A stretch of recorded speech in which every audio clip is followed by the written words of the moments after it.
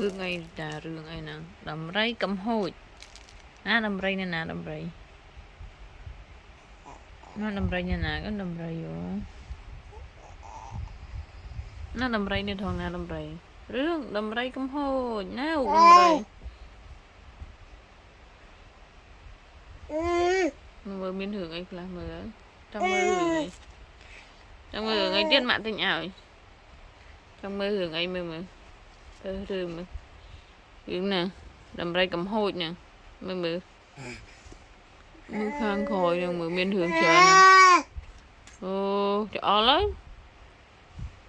mới trong mưa mùi nè cho lấy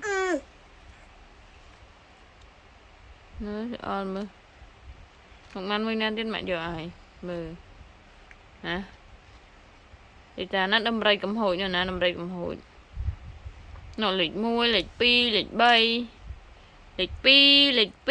lịch bay sò co sả ia nè lịch pi nè nè lịch pi nè cái này lịch pi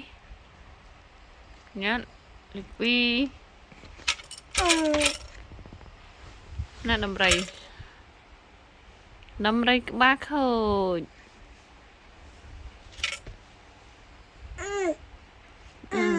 rồi anh tiếp tục